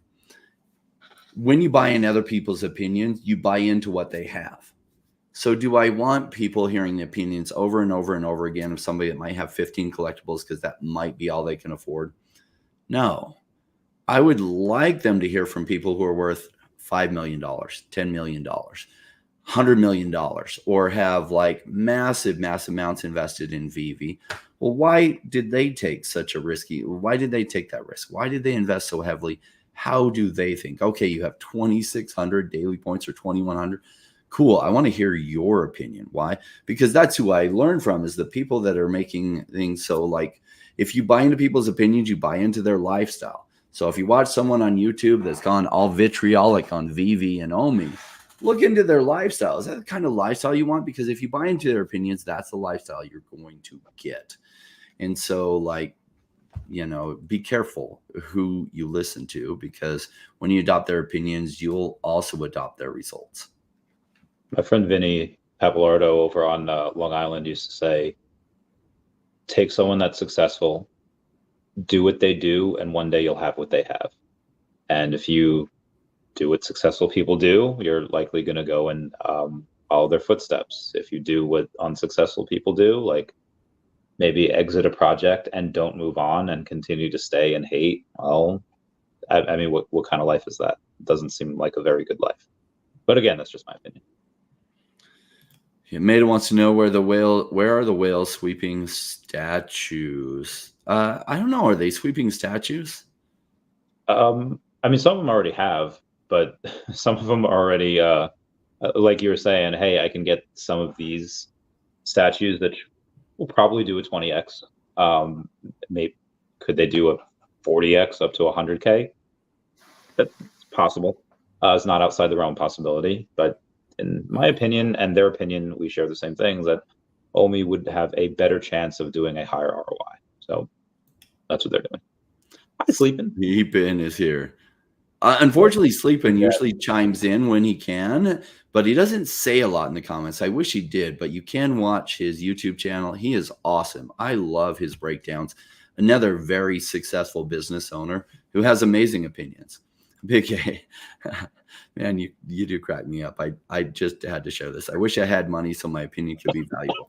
Money is an indicator of success. It's not the only indicator of success, but it is an indicator of success. And the truth is, the more success you have in life, the more valuable your opinion is. So if you have very little success in life, the truth is your opinion is not very valuable. So now it's not the only indicator of success. So maybe there are other indicators of success. The top gymnasts in the world, they don't have very much money. But is their opinion valuable? On gymnastics? It's extremely valuable. And sometimes even on other things, even though they don't have money. So success is what's valuable. And look, when you're young and new, you don't have a lot of success. Your opinion is not very valuable yet. That doesn't mean it's not valuable to your family. It's not valuable to your friends. It is not valuable economically yet until you know something. And how you really show you've known something is because your successful track record shows that you know something. I mean, that could work, just to play devil's advocate there. It could work the opposite way, in which if you are 23 and you have been in finance in any which way for 4 or 5 years versus somebody that is maybe has a bit higher paying job, their specialty is, I don't know, in the medical field, and they're really, really good at that, and maybe they're worth a couple $100,000 just because they have a high paying job in the medical field. Obviously I would take their advice on what to do for any different ailments or diseases, but if I want to go and listen to someone in this new field of some type of fintech or whatever, and they've been in the industry, even if they don't have enough money, they do have that experience. It's like, hey, you have this baseball player who's been playing for 20 years, but then you have this basketball player who's been playing for 3 years. Yeah, that baseball player might have more experience in sports in general, but not at this specific thing. So I just want to go in. Yeah, thanks for the clarification. And David makes a good point here, kind of. I bring in almost 2K daily MCP. Thing is, you like to listen to yes men that are down 90%, but can keep buying. It's okay. You can go apologize later for making childish assumptions. I would never call my assumptions childish, but sometimes I make assumptions that are incorrect. Why? Because I have to go off the information that there. And sometimes I can ask further questions to the guests that are here and get an immediate response. But in the chat, it doesn't turn around so quickly. So it's not about hearing from yes men. It is about hearing, like, if we were just looking for yes men, we wouldn't even bring up all the FUD comments that come in. And I know a bunch of them are in a Telegram group and they tell each other when the streams are live and they're like, hey, get in so that they can come in and FUD together. And it gets a little bit annoying when half the comments are from the same 3 people. They're in the same Telegram group. They like to circle jerk each other about how terrible things are going with VeVe. Cool. We'll address them a little bit. Is that to dominate the stream? Look, I've been through these patterns before. I've been through these patterns prior to crypto in real estate. In 2010, you could buy a 3-bedroom, 2-bath in Phoenix, Arizona for $50,000 that had been built in 2005. So it's 5 years old. You could buy it for $50,000. That 3-bedroom, 2-bath probably sold for $250,000 and was now at $50,000. And guess what? There was endless number of people running around complaining about how terrible the real estate market was, how bad it was everyone's fault, and it was this and it was that, and complaining. The smart people that I knew said, okay, yeah, this problem happened, and they were finding creative ways to buy 3-bedroom, 2-baths that are now worth, those same ones in Phoenix, about $300,000, and they were buying them at $50,000. They were renting them out for $1,000 a month. So cycles happen, not just in crypto, but it happened in real estate, it happened in stocks. I saw Amazon be down. Like, Amazon blew up for about 4 years and then absolutely crashed and was down for about 10 or 15 years from that. And now is massively up from those lows. So these cycles happen in every industry. In crypto, because of that Bitcoin halving, that happens in 4 years. And it happens more predictably than any other market I've ever seen. And so it's still in that down period. And a lot of people who are complaining massively right now, They came in 2021 when things were high, or even 2022. And so now they're massively down. They're not acting rational. They're acting emotional and frustrated. That's why even when you address their concerns, they then jump to another concern. Why? Because they're acting completely emotional, and they're trying to code it with logic as to why their emotions make sense and why their emotions are justified. Cool. I'll spend a little bit of time addressing that. It's not worth going past it because you're not going to fix the problem for them. What's going to fix the problem for them is that the market in 6 months or 9 months goes absolutely crazy. And there's some that are in that have already sold out. There's some that are just in despair that haven't sold out, and they're just hoping that rain is right on this. And then it'll go right, and they'll be like, oh my gosh, rain was right on this. And so those people will continue to stick around, and they'll have learned about the 4-year cycle, and they'll be massively benefited. The other people, unfortunately, will have learned about the 4-year cycle, will not have benefited from it, and they'll probably not be able to like swallow some crow, and they'll probably just go away rather than being like, oh my gosh, I finally get the 4-year cycle, and then stick around and buy the following bear market when things are down again. When people are jumping in the comments saying how if the team had done this right, prices would be up and not down, because that's going to happen again. 3 and 4 years from now, same thing's going to be happening all over again. I think it's interesting. Like VeVe as a project is in better shape than it's ever been at any point. And yet in the last 12 months, we've heard so many complaints on various things, right? And you compare that to late 2021, where VeVe wasn't near as far as it is now, honestly. And yet there were few complaints. And really the difference is price. When the price is up, people are celebrating, people are happy. The project could be terrible. I'm not saying VeVe is, but the project could be terrible. And as long as the price is up, they must be doing something right because the price is up. And now that price is down, it's like, well, they must be doing something wrong because the price is down. And they use the price to indicate if the project is strong or not, rather than identifying where they're at in the cycle and understanding what's going on, on a larger scale. So, I think people will keep complaining, honestly, and keep complaining until the price changes, and they'll just change what their complaint is, right? They said there's no new exchanges. We've gotten 2 new exchanges. The price didn't really budge that much. So now they're on to the next thing to complain, because the real problem they have is just the price hasn't changed yet. Until that does, they'll just keep complaining. Well said. That's exactly the case. Sketch Labs says something interesting. Curious what they think, or not that. Where was it? Dun, dun, dun. I love Sketch Lab. He's awesome. Leon says, I want to listen to millionaires, yet you have a guy in here, 300K in debt, living with others.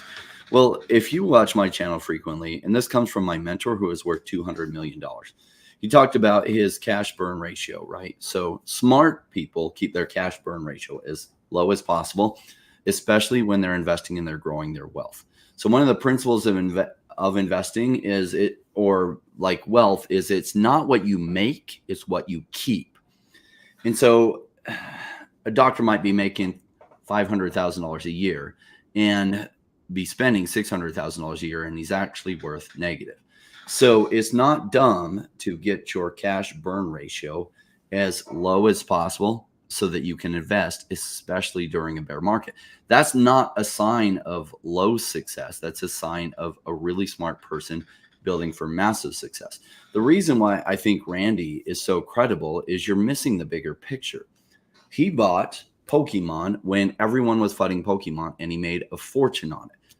He then rolled that into Tesla when everyone was saying Tesla was so high and it would never go higher, and then it went 7x.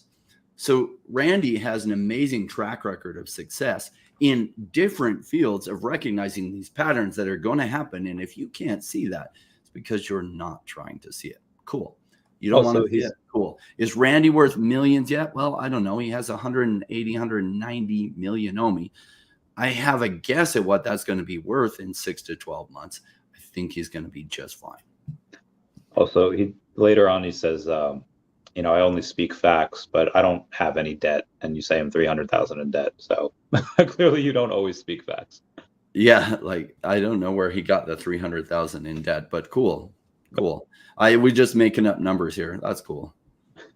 I like that guy down there. He says, I like VeVe so much that it upsets strangers. I forget who's thought that was fun. That's awesome. Great conversations, guys. Thank you.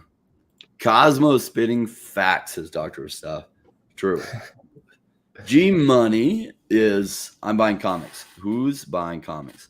What do you guys think of the new comics? Like a lot of these things where there's 1,000 mints and they're also brand new comics. You guys do anything with those?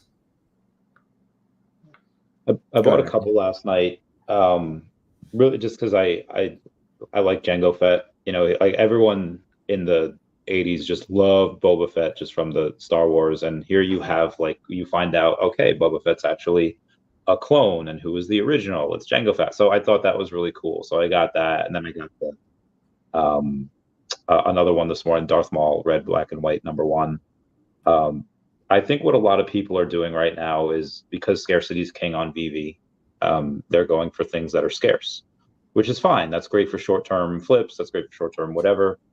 But a lot of what we're getting on the new comics that are 1,000 or 1,500 mints, they're really not great comics. They're like kind of D-tier comics. And I think people are selling a lot of these key issue comics or their more grailier comics, and they're trying to buy these. And I think that's going to be a big learning curve for them in the future. We're like, oh, maybe I shouldn't have done that. I mean, just because it's scarce doesn't mean it's going to be great in the long term. It takes a combination of those things, scarcity plus desirability. So if it's really low on desirability, the scarcity will impact a little bit, but it's probably not going to see a really big boom. But if they find something that's scarce and highly desirable that people aren't really recognizing yet why it's going to be so desirable, and they're right on that, that may boom. But if they're selling grails, like some of these new ones seem interesting to me, but I'm like, I don't know, because I'm having a hard time gauging their desirability because we have no track record on them. Whereas we can look at some of the comics that came out forever ago, like the Amazing Fantasy 15, and we have a very good track record on that. And we know what its desirability is, and we actually know what its present digital version scarcity is.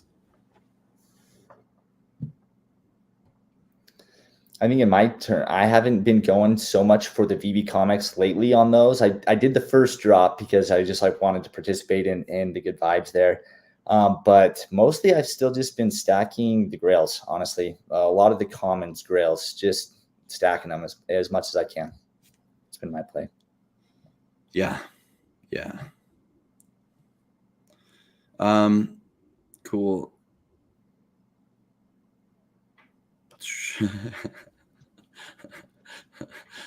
Some funny comments. So there's I was on Reddit today, and on Poke Investing, where you just talk about what you're investing in on Pokemon. Someone says, I traded with a guy, and this is how the box came. There was supposed to be a BGS 10 Moonbryon and a PSA 10 Gengar VMAX, and the box came empty. And just kind of just goes to superiority that digital collecting has when you're in an enclosed environment like VeVe. Hey, you put something up for sale, someone spends the gems, those gems are in your account in seconds. This person had to wait, I assume, 7 to 10 days in order for him to get the product, only to find out that he had been robbed. And now hopefully he can get maybe some of his money back, depending on where they did the deal. Maybe it was PayPal, maybe it was whatever. But yeah, that type of thing doesn't really happen on VeVe. Yeah, exactly. Digital collectibles are superior to physical collectibles in that aspect. And I think in several aspects. Physical collectibles are superior in one definite way, is that you can actually touch it, you can hold it, you can open the box should you ever want to open the box, and you can play with it. But oh my gosh, then the value is probably nerfed to heck. And so digital collectibles, though, have an online marketplace that you could sell to anywhere in the world with no shipping problems, and the buyer knows they're actually going to get that item, and it happens right away. What did you guys think of the Marvel Mighties drop and the Venomized drop? That was an interesting one. Did you guys participate? Yeah, I did. I collect all the Mighties. So what I didn't really like is just all of them at once. I like Mighties when they're like once every 8 weeks or once every month, whatever it was. But we got a new set on Saturday. Then we got the Venom symbiote the next day, and then with the ability to craft. So it was just a lot in just 2 days. That was great for VeVe. They made like $250,000 that weekend, but it was just a lot for one thing. It costs maybe like $500-600, whatever, which is a lot for. I mean, I could do it, but everyone that not everybody that likes the Mighties is able to do that. So they might have gotten a little salty about that. Yeah. It did seem like a lot, right? So I didn't participate in it. Like, I think like I'm probably like 25% collector or less and 75% or greater investor. And I thought with this coming out, it's really cool. I want to own them, but probably the hype will kind of die away and they'll get much cheaper in the future. So I'm just going to wait. Yeah, I agree. Honestly, I didn't participate in it either. I bought a symbiote off the market just to have. It was 5 gems. I bought a couple of the Marvel Mighties that I liked out of the bunch. But again, yeah, I've kind of been putting money either into OMI or into other NFT or other NFT and crypto projects. But also I've been trying to just stack the grails while they're not in the limelight right now. Honestly, there's quite a number of them that just aren't being cared about, talked about. The price continues to drop. And I'm like, that's kind of where I'm spending some of my funds there is, away from the limelight. Yeah. Away from the limelight. What's not shiny anymore? Like I bought some more Darth Vaders and some more Boba Fett's. Why? Because they were really shiny like a year and a half ago, and people have forgotten about them, and like they moved on to the new shiny thing, and the price on those have gotten really low. And so I like to buy low. Will they ever be worth a lot? Probably. I was covering in March of 2021. I probably lost half of my Cardano audience for covering this new company project called VeVe. And I was talking about Batman and the first Batman on the blockchain. And they told me how stupid I was for covering Batman and why didn't I get back to this serious stuff. But I'm like an investor. And I thought first Batman on the blockchain, this $80 thing will probably be worth a whole lot more in the future. Well, it turns out I was right there. And that later became like, I didn't even know how to pronounce it when I was covering it. I called it VeVe because there were no videos on YouTube about VeVe telling me how to pronounce it right or even covering it at all.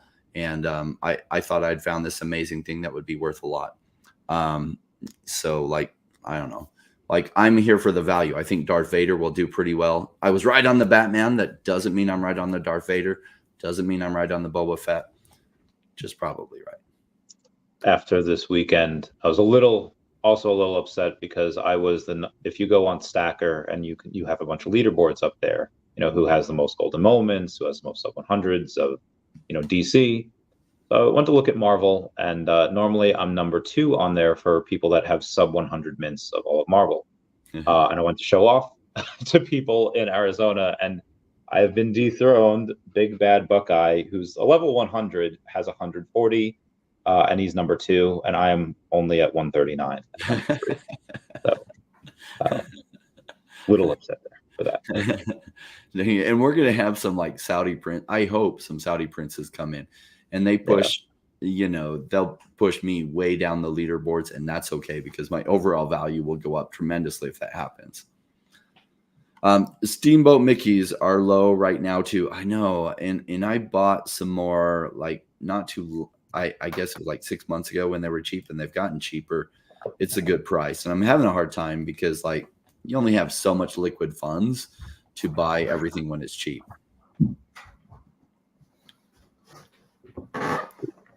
Hit the light there. All right. One other thing I wanted to ask about was the secret rare Akomi group. But I wanted to discuss that. No. Both of you gentlemen are in it. How are you finding that discussion? Are you finding the discussion there valuable? Because obviously these people have been around for a while, or they just bought into the group, but many of them got the airdrop secret rare logo. How are you finding those discussions? I know for me, like that was the whole reason why I ended up getting into these groups to begin with. I bought my gold logo off the market. I think the floor was around like 2,800 or so when I got it. And it was because I wanted to be able to kind of build relationships with people that have been successful or that were passionate about this project and kind of get to know a core part of this community and be a part of that. And so Ecomi's Secret Rare logo has been no different. It's got a number of crossover people from the Gold Logo group, and it's got a bunch of new ones. And it's been awesome to hear the introductions of where people are coming from, the careers they have, the knowledge. And so I've loved being a part of that group. Nice. If you didn't have one at all, but you knew how the group was, would it be worth buying one at the current floor? I did buy one at the current floor. And as I mentioned before, it was to match my VeVe Gold Logo one. But yeah, it comes down to what you want, like, do you want to participate in those relationships and build those? Because you're going to get that in this group, and you're going to be able to kind of get more involved. And the alpha calls that they're starting, that was super fun to hear the first alpha call with Dr. Profit, and kind of hear just his thoughts on things. I loved being a part of that personally. So it's all what you want on what it's worth to you. But so far, I mean, I can say I did buy it at the current floor. We've got multiple logos, and I love being a part of the group. Yeah, absolutely. A good group. Sanjay's doing good things. The floor's right now at $15.99 for edition 479. Yeah, I try to do what I can, but shout out to Dr. Stuff and Mr. MC1 for really kind of being like the leaders in that space, making it real. Like, I think there's the action, the conversation is about, as far as activity, the levels are pretty much the same, but there's a Venn diagram of people that, they share. They have both the Secret Rare logo and the for VeVe and Ecomi. But it's wild, the amount of people, where they're from, and the specialties that they're at. And they don't just love VeVe and Ecomi. It's like, hey, we think this is a really good investment. And it's not from just the same. Like, there are a lot of people that are silent there that either don't have Twitter or they're very inactive on Twitter. It's really impressive to see. Yeah, it is funny. Like, these people that we see in there, right, who are very silent, they never show up on these streams. If anything, they possibly watch it on replay later, but they don't show up with comments in the streams. Why? Because they're probably busy, very busy in their day lives, because many of them are like very accomplished people. And in the stream, you hear their bios and other things that they're doing. It's absolutely amazing. Interacting with people like that is a lot of fun. Cool. Well, that concludes everything I want to talk about. Cosmo, any final words before we wrap up? No, I just want to say thank you for having me on. I've enjoyed and thank you, like Rain and Doc, honestly, for getting me into all of this. It took you a little while. I finally started to dive in, and it's been so much fun. I love where things are going. I love being a part of the community and hearing the good, the bad, the ugly, and just being a part of it all. It's been a blast. So thank you. And thank you again for having me on. Yeah, thanks for coming on. It was, giving us a couple hours of your time. It was good. I think you added a lot of value here. Appreciate it. Yeah, Cosmo, thanks for joining. I hope all of you get to know Cosmo better. Follow him on Twitter, Crypto Cosmo, specifically 17. Crypto Cosmo 17 on Twitter. Cool. Preach. All right, bye guys. Thanks I just want to share some closing thoughts. Look, we tried to address some of the FUD and concerns, and to a certain point, the squeakiest wheels, I don't want to address them all the time because they're the loudest, but that doesn't mean just because they're the loudest, like what they have to say is the most important. Well, maybe I'm rude and I'm like not giving everyone a thought, but like the same people posting 15 times with different things of FUD, it just gets old to address. There are plenty that are here that are watching it that aren't saying anything, that don't want to waste their time with comments and talk on that. Why? Because they understand the 4-year cycle and where this is going. I know with my particular audience, I talk about the 4-year cycle a ton and have kind of shared the bigger picture where this is going. A lot of people who might be watching this, they've only tuned into VeVe talk. They don't understand like the 4-year cycle in crypto. So they're confused at why OMI's token could still be down for 3 years straight. And they're just scared that it won't ever come up. And they don't understand the cyclical patterns of crypto and how the bull run happens, how it then cascades into crypto in general. Cool. I am coming out with a free course soon that you can take. It'll be free. It's actually $200, but I'll be giving out 500 codes for people to get that for free. so that all these people can take it free, where I kind of paint the bigger picture of why it's that way. For those that are curious to know. Now, probably some people that are FUDing, they're not even curious at this point. They're just emotionally hurt and frustrated. And that happens. It does suck to come into something and then the price goes down, then it goes down some more, and it goes down some more. And you just feel like you've been kicked in the ribs 72 times and you don't want to hear anything. Like you're not, because you're just hurt. And you know, I see a lot of that in the crypto space. People tend to come in at highs because it feels like nothing can ever go wrong. And then it does. And then it does some more. And then it goes bad some more. And when you don't understand the bigger 4-year cycle, it gets real scary about year 3 because it feels like it'll never turn around. Then suddenly it does. And we're right at that point, right? So the FUD is the highest right now. Cool. The turnaround is also the closest. Thanks so much, guys. See y'all soon. Meow, meow. Thanks.